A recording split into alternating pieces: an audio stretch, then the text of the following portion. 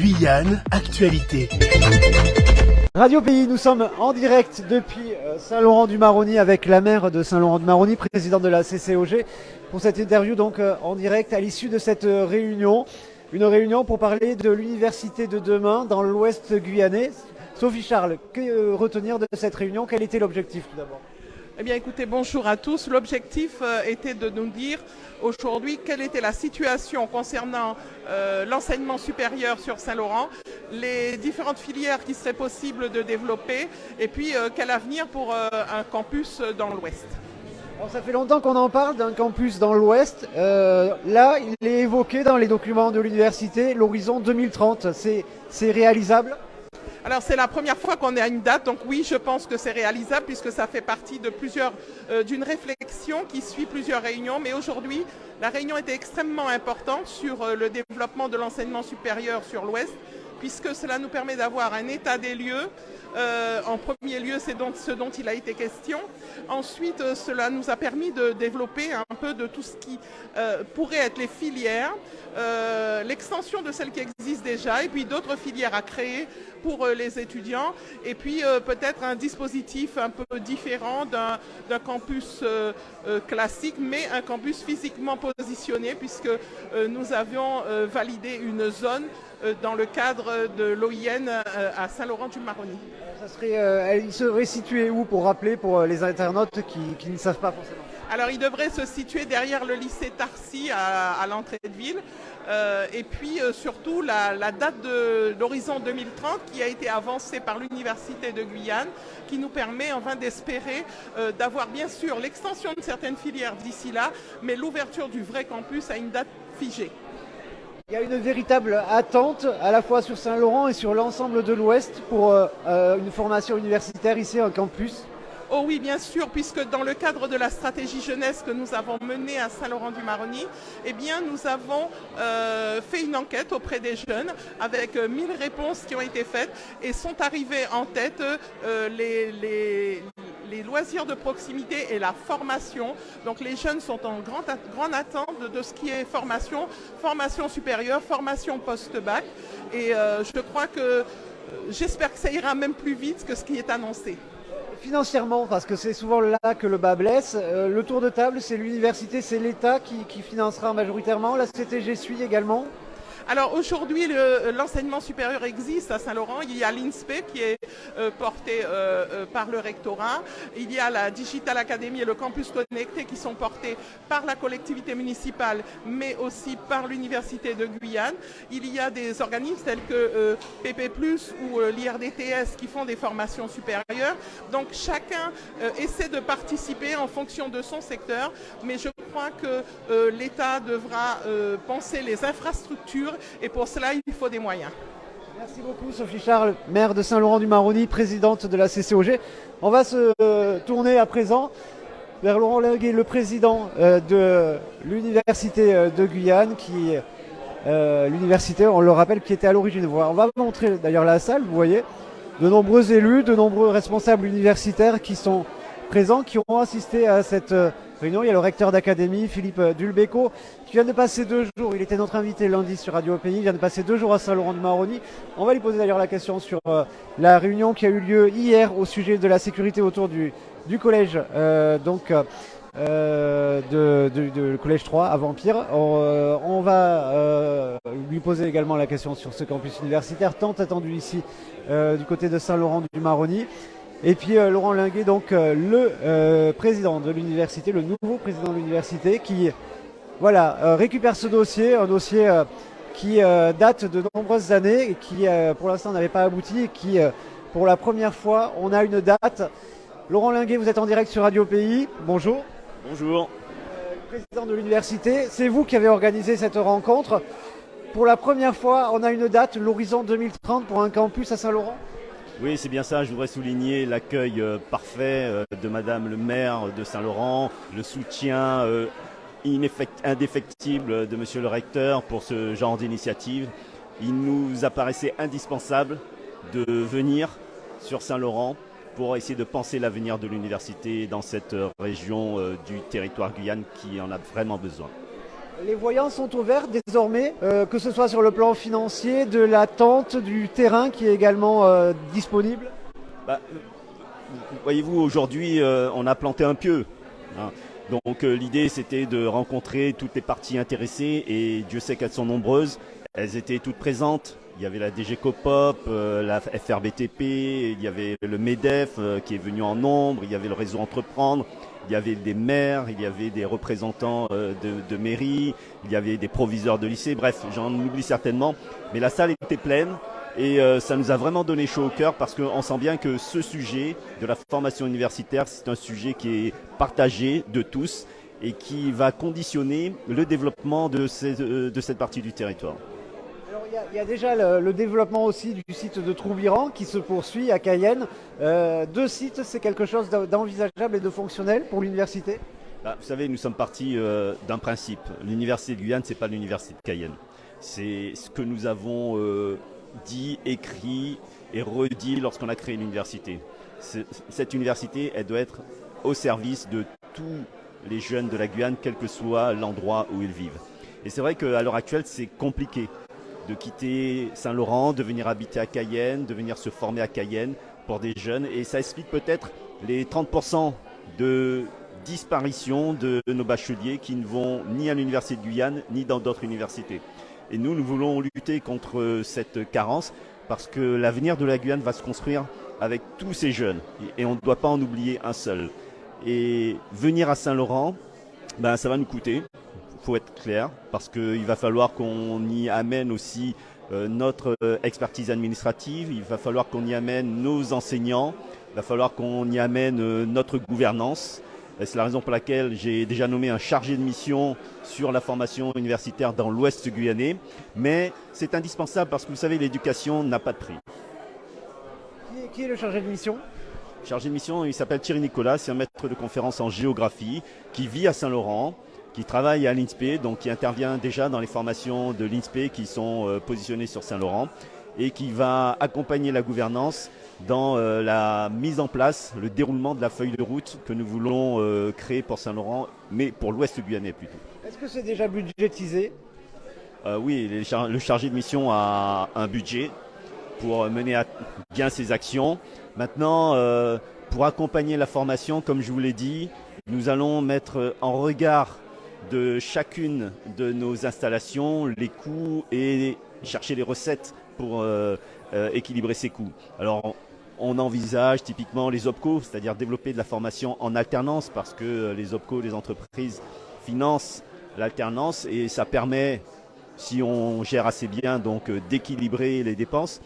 Il n'y a pas que ça, il y a aussi la CTG avec les subventions qu'elle propose dans le cadre de son schéma de l'enseignement supérieur et de la recherche et de l'innovation. Il y a aussi les financements FEDER que nous pourrons essayer de mobiliser pour construire des infrastructures. Bref, toutes les solutions seront recherchées pour que les coûts inhérents à notre installation dans l'Ouest guyanais soient pris en charge. Merci beaucoup Laurent Linguet, le président de l'Université de Guyane. On va se tourner à présent vers le recteur d'académie, Philippe Dulbecco. Il y a également Philippe Bouba, le vice-président de la collectivité territoriale en charge de l'enseignement supérieur, qui est en train d'échanger justement avec la maire de Saint-Laurent-du-Maroni.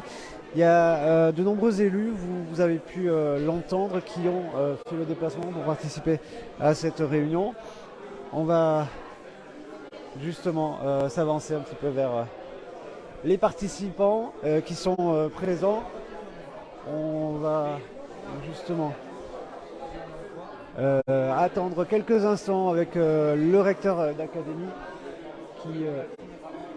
qui est là. Dans quelques instants, on va faire le point avec le recteur. On va rejoindre Philippe Bouba, le vice-président de la collectivité territoriale de Guyane également, qui est là pour faire le point justement sur cette réunion qui vient donc de se terminer ici à la mairie de Saint-Laurent. Philippe Bouba, vous êtes en direct sur Radio Pays, vice-président de la collectivité territoriale en charge de l'enseignement supérieur.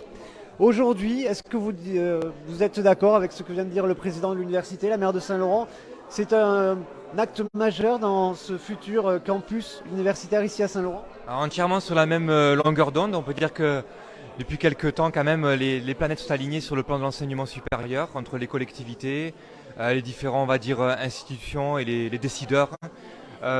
Oui, il faut un véritable campus pour Saint-Laurent-du-Maroni. C'était le souhait de la collectivité dans le cadre du SRESRI que nous avons voté à l'unanimité dernièrement. Le schéma supérieur de l'aménagement. Le schéma régional de l'enseignement supérieur, de la recherche et de l'innovation pour être complet. Et ce qui signifie qu'au-delà des hectares, c'est maintenant des constructions de salles de classe, de laboratoires, de résidences universitaires, permettre également une vie étudiante, un apprentissage et de la recherche. À la collectivité, de toute façon c'était aussi partagé par l'ensemble des personnes, c'était qu'il devait être à la hauteur des enjeux pour les jeunes de l'Ouest. C'est un gros chantier et la collectivité est entièrement solidaire et a fait partie également donc d'impulser cette décision politique. On sait que bien souvent le nerf de la guerre c'est l'argent et y compris dans l'enseignement supérieur il n'a pas toujours été au rendez-vous. Aujourd'hui est-ce que vous avez des garanties que les financements suivront? Alors la garantie c'est que c'est partagé par tout le monde, ce qui signifie que maintenant c'est autour d'une table, on va dire en sortant les carnets de chèques respectifs, savoir qu'est-ce qui est possible, qu'est-ce qui doit être fait. En tout cas, on a la conclusion, c'est un campus, c'est à Saint-Laurent-du-Maroni. Nous avons évoqué déjà les possibilités de filières, ça a été aussi partagé, le STAPS qui n'existe pas en Guyane pour l'instant. C'est les sports. C'est pour métiers, notamment pour les métiers du sport. Pour que la formation se fasse ici et plus ailleurs. Et là, on revient sur beaucoup de possibilités et beaucoup de décisions politiques. C'est que c'est en Guyane que l'avenir doit se décider. Donc après, l'argent, vous savez, souvent Gabriel Serville, le président, indique que c'est simplement un outil, avec beaucoup de guillemets. Donc à nous de faire le job également pour que l'État, les collectivités, les différents acteurs, l'université, trouve les solutions pour que ça soit effectif. La CTG est prête à mettre combien dans ce futur projet, soutenir? Parce que par exemple sur le projet de concession aéroportuaire, vous avez débloqué 25 millions. Est-ce que là vous avez une somme en tête? Alors bien évidemment, je ne pourrais pas vous sortir de chiffres, mais en tout cas nous ferons ce qu'il faut pour que le campus soit là et soit présent. Et vous comptez sur moi et comptez également sur le groupe majoritaire pour que ça soit fait dans de bonnes conditions. Au-delà du chiffre, moi je pense que c'était maintenant le fait d'avoir l'annonce qui nous permettra maintenant de pouvoir avancer dans le dur. Merci beaucoup Philippe Bouba, vice-président de la collectivité territoriale de Guyane. On va rejoindre le recteur d'académie, Philippe Dulbecco, qui est donc ici même. Il est en train de discuter encore avec justement les élus, les universitaires également qui sont là. Avec Joseph Belbrun également. Joseph Belbrun, bonjour. Alors, en direct sur Radio Pays, les jeunes étudiants, vous êtes justement représentant des étudiants. Ça y est, vous êtes de l'Ouest aussi, vous êtes satisfait, comment ça va se passer? Effectivement, lorsqu'on est vice-président étudiant, on parle des étudiants sur tout le territoire. Donc à la fois les étudiants issus de Cayenne sur le campus de Toubéran, mais on a également beaucoup de jeunes amenés à être étudiants qui sont à Saint-Laurent. Donc aujourd'hui satisfait parce qu'on repart quand même avec une proposition forte, plus qu'une proposition même, hein, une décision intéressante qui veut que on est déjà dans un travail de projection de la création de vrais campus ici à Saint-Laurent. Donc lorsqu'on parle de vrais campus, c'est avoir des bâtiments, des structures qui vont permettre en fait le développement de tous les acteurs de la vie étudiante.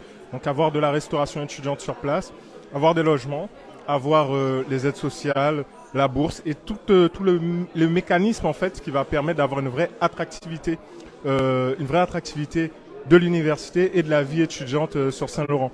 Donc on le sait, la commune est importante en termes d'évolution démographique, donc je dirais que lorsqu'on parle d'université, la ville de Saint-Laurent est vraiment l'endroit où il faut tout miser.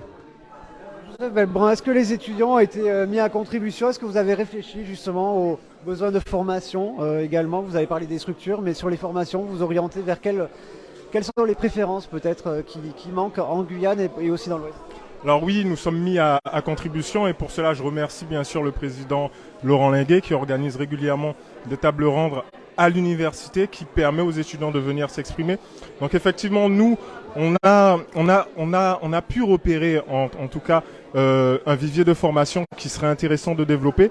J'ai parlé lors de cette table ronde des métiers du juridique. On le sait que en Guyane, il nous manque des avocats, il nous manque le personnel comme à Saint-Laurent, mais plus encore à Saint-Laurent. C'est pour cela que dans le travail de développement d'une université, je pense que les filières juridiques sont vraiment à prendre très au sérieux sur Saint-Laurent pour avoir un développement vraiment équitable sur tout le département.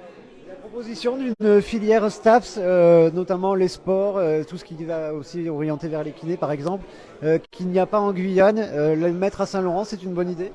Le STAP effectivement est majeur. Le mettre à Saint-Laurent, c'est une excellente idée. C'est vrai qu'une filière STAP, la filière STAP que nous on voudrait, ce serait une filière qui commence à la licence et finit jusqu'au master et ensuite va permettre en fait au vrai développement des enseignants sportifs. Et on pense que finalement le développer à Saint-Laurent va permettre d'avoir une rayonnance sur tout l'ouest guyanais. Merci beaucoup Joseph Belbrun pour ce point en direct représentant des étudiants justement de Guyane. On va continuer ce Facebook Live et conclure d'ailleurs ce Facebook Live avec le recteur d'académie Philippe Dulbecco qui est en interview avec des confrères.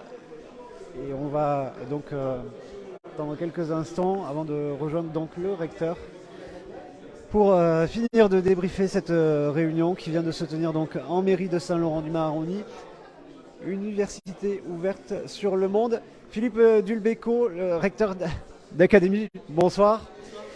Vous étiez sur Radio Pays lundi, vous aviez d'ailleurs évoqué le fait que vous étiez régulièrement sur Saint-Laurent-du-Maroni. La preuve en est, hier et aujourd'hui, vous étiez donc dans la capitale de l'Ouest. Cette réunion, il est évoqué une date 2030 pour un campus universitaire à Saint-Laurent-du-Maroni. Ça y est, tout le monde s'accorde sur cette date et sur donc les voyants sont au vert. Il n'y a pas de moyen de revenir en arrière. Bon, en tout cas, la date, si cela ne tenait qu'à moi, il faudrait aller même plus vite. Parce que, en réalité, le campus à Saint-Laurent-du-Maroni, il existe déjà un peu aujourd'hui. Honnêtement, on sait quelle est la coloration qu'on souhaite lui donner. On sait quelles sont les formations que nous souhaitons y développer. On sait comment s'y prendre ensemble pour avancer le plus efficacement possible. Donc oui, 2030 bien sûr, mais je pense que les premières pierres, c'est peut-être dès la rentrée universitaire prochaine, avec des premières réalisations autour des BTS existants et autour des formations universitaires existantes. C'est quoi cette coloration qui sera donnée à Saint-Laurent-du-Maroni ? Écoutez, c'est pas à moi de le dire parce que je suis ici en appui, mais quand même une coloration autour de nouvelles modalités de déploiement pédagogique. Outremernews.fr, le site de l'actualité Outre-mer, 24 heures sur 24 et 7 jours sur 7. Retrouvez la chaîne Outremer News sur YouTube.